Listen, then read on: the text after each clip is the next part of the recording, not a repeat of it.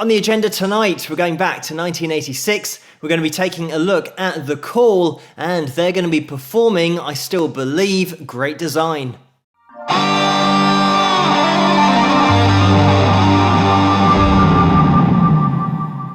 Hello, Phil here from Wings of Pegasus, and welcome to another analysis video. If you enjoyed this video, please give it a thumbs up and subscribe.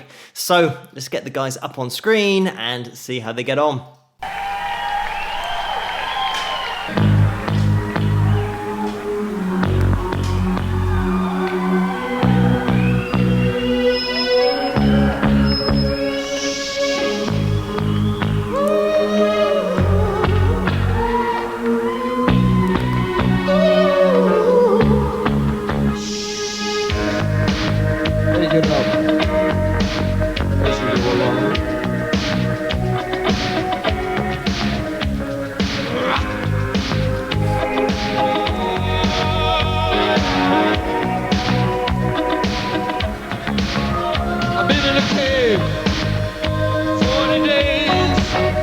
With only a spark to light my way, I want to give out, I want to give in.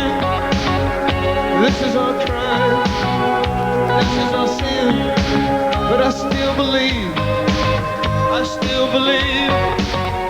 through the shame and the greed, through the lies, through the storms, through the cries.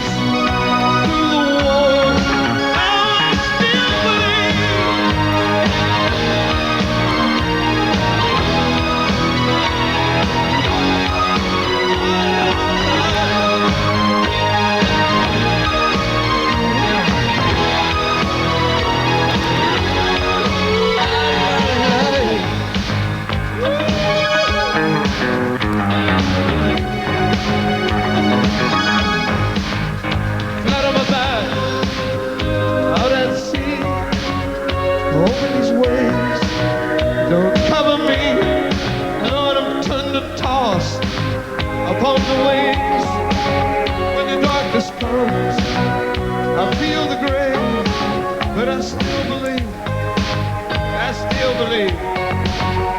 through the cold and the heat, through the rains, through the tears, through the crowds, and through the cheers, I still believe.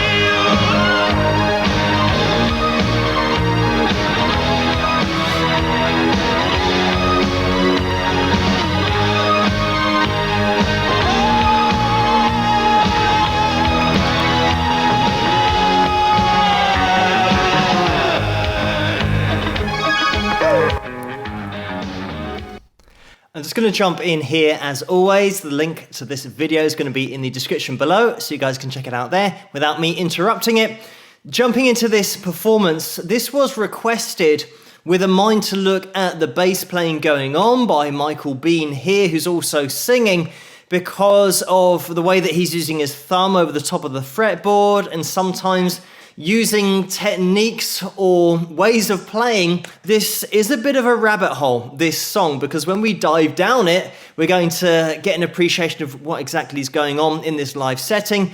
Also, just to mention that this song was featured on the soundtrack of The Lost Boys, a song and a movie from the 80s, 87, I think the movie came out. The interesting thing about it is that the song was actually covered for the movie by Tim Capello, and he's a saxophonist and he played with Tina Turner, who's also a bodybuilder, so he had a very particular image on stage. But in the movie, he appeared on stage performing this and was all greased up, and I'm sure if you've seen the movie, you'll know what I'm talking about. You just need to see the music video for this song and you'll be able to see that it's taken from The Lost Boys. So we've got a song that maybe people recognize from the movie and don't know that originally The Call were the ones who did it and released it in 1986. So just a year before that movie came out and Tim's cover of it.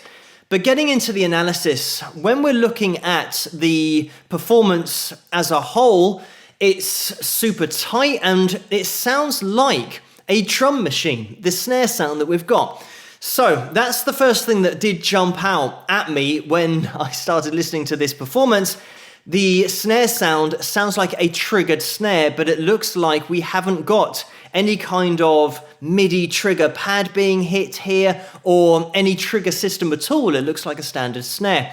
Moving on to the vocals, this is definitely a live vocal from Michael, and you can tell that straight off the bat because of the way that he sings the phrases and leans away from the microphone to get that whole fade out effect in the beginning of the performance, but then also just the emotion and the way that he throws it together. It is so natural and instinctive, and you can tell straight away pretty much when it is a mimed performance. But having said that, from a vocal perspective, we can't say the same of the drumming or the bass playing, because it sounds like here we have a backing track that has elements on it, most noticeably the drums. And when you do look at the drummer playing here, it's always a giveaway, the hi-hat.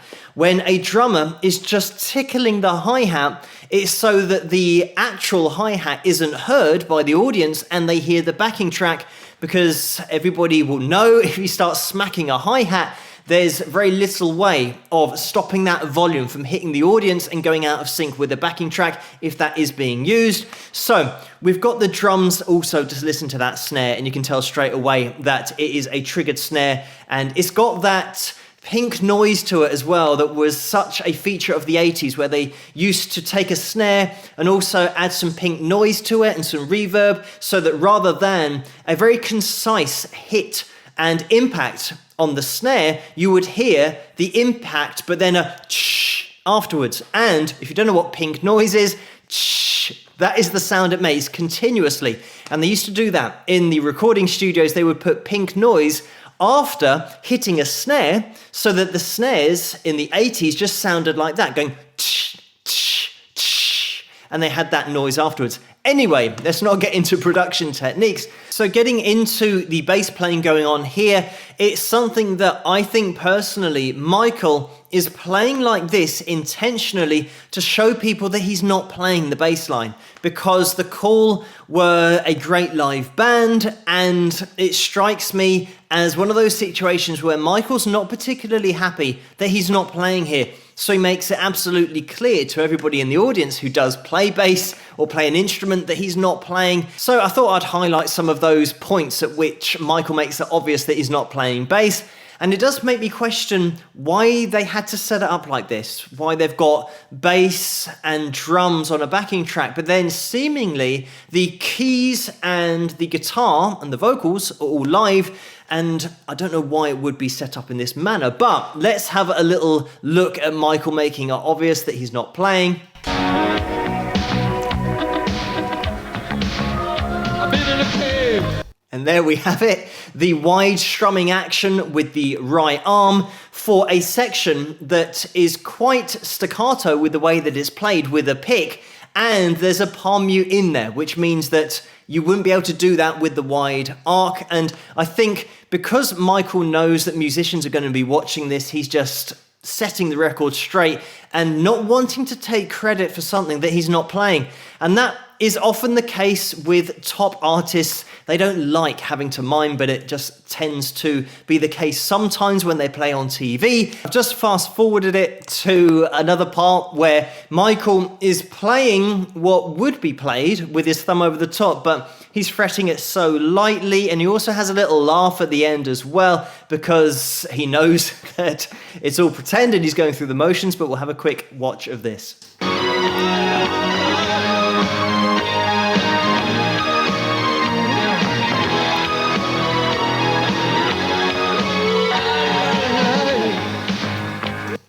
And there we had it. I think these are the kinds of things that you would only pick up if you do play yourself, because you'll be able to relate what you're seeing to what you're hearing, and also just the body language of the person playing it. And just to finish with, we have the middle eight, or the bridge as it's also known as, where Michael just isn't playing the bass at all, but there's obviously bass playing going on because you can hear it, and you can hear it being picked, and he's just playing around with his cufflinks or doing something to his shirt, tightening it, loosening it, I don't know, but he's definitely not playing the bass.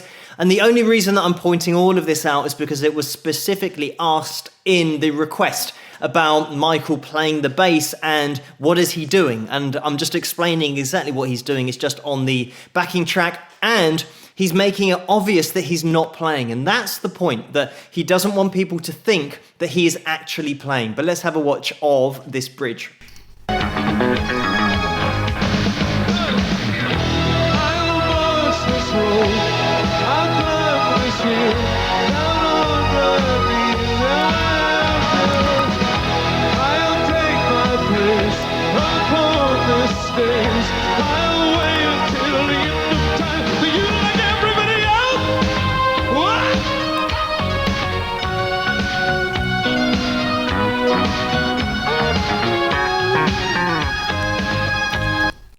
And there we have it. So getting into Michael's voice, he's got such a great tone in there, and this microphone's got nothing on it, such a dry sound, but all the chest voice here, and also when he does increase in range, he's still got all of that strength in there. It doesn't become really weak or falsetto. He just continues his range all the way up and doesn't flip into a light head voice, for example. So just to show you guys the chords, if you want to play along, for me, this is right up my street because it's 80s, it's not an 80s movie, it's pop rock, it just ticks all of the boxes. So I'll show you guys what's going on guitar-wise, and it's relatively straightforward. The thing to look out for in the verses from a guitar perspective is that we're focusing really on the top three strings, our G, our B, and our E. So we've got this sound, and rhythm-wise we're going... So they're just popping in and out. So if I'm going 1, 2, 3, 4, 1, you want to wait for that one and that's where your strumming comes in. So this is, by the way, if we're working our way down, a G sharp. And I'm just taking the top section. So it's going to be my D shape that I'm playing here. If you imagine that down at the bottom of your guitar, moving it all the way up to the 8th fret. Like that.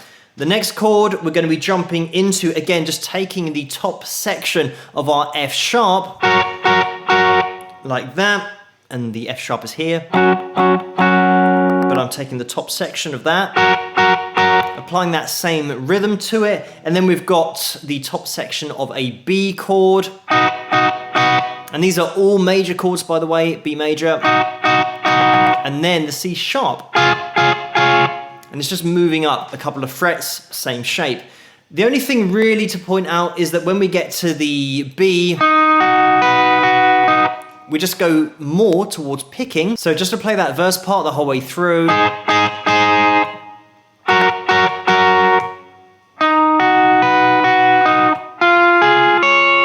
I didn't do the slide there, but you can. If you want to get a little bit more stylized with it, you can throw it in. So quickly to go through the chorus chords, starting with the G sharp 5, effectively, because we're only playing a couple of strings. You can go as high as that octave. So it means that with the right hand, I'm not doing a really wide strumming arc here. I'm going to be resting on the string before I then allow that strum to follow through that D string. Now the two strings, exactly the same approach that I had in the verse, when I'm now resting on the G string first, before then letting it go with that right hand. So we've got our G sharp, and then we jump over to our D sharp, E, and that's going to be F sharp. So the other thing to point out here is that I'm only playing the power chord shapes, and I'm going as far as the octave. So if I'm picking through all of those chords I just played,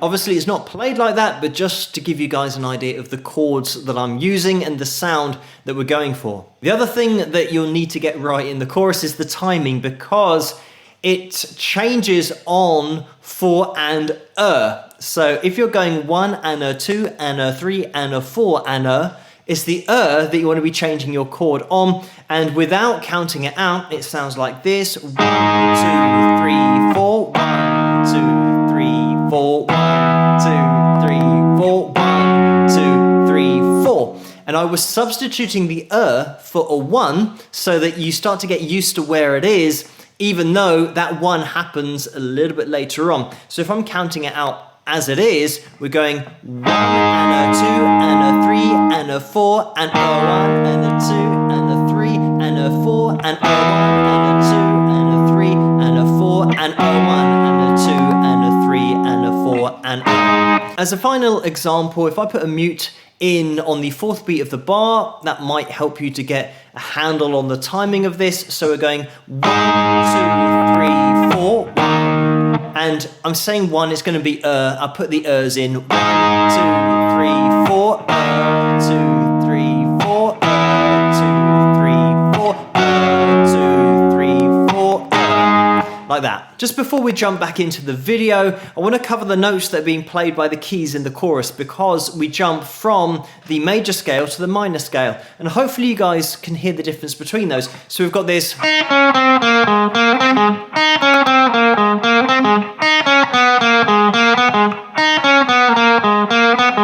like that. So there's only one note difference there, and we're going from to. Just to take you through some nars in order to show you how that melody works over the top of the chords. The major scale notes we've got na na na na na na na na na na na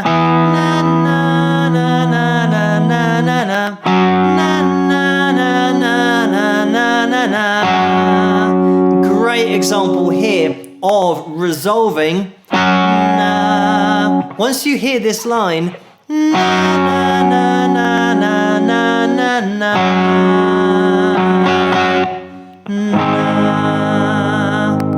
we're now on that G sharp. Something I've mentioned before about the root note of the chord. If you're playing a melody and you go back to that root note, it's going to sound like coming home. So with that previous chord,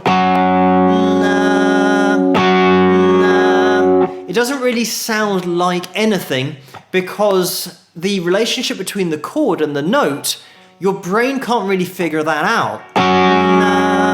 As soon as we go now, we are home, and it all makes sense. Also, there's the case that the note isn't part of the chord that I'm playing, it's here. Whereas the notes of the chord I'm playing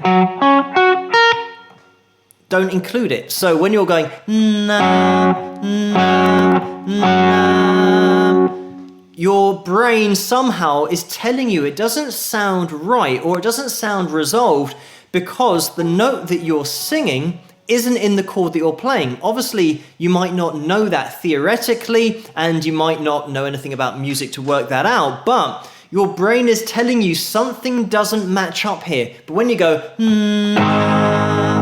and it goes with the chord, for some reason your brain now accepts that, because the note that was sung is part of the chord. But again, the brain works this all out. But let's get back into the performance, and we'll watch it until the end.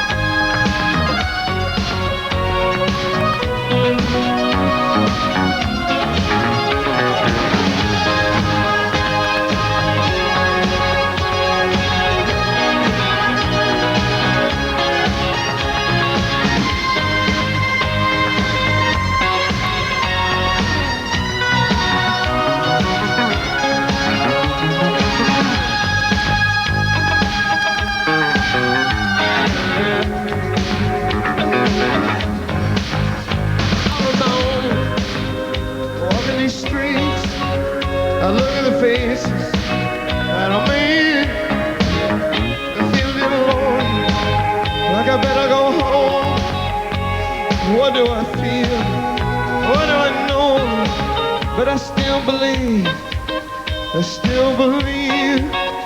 through the pain and the grief, through the heartaches and the tears, through the waiting, through the years, for people like us. In places like this, we need all the hope that we can give.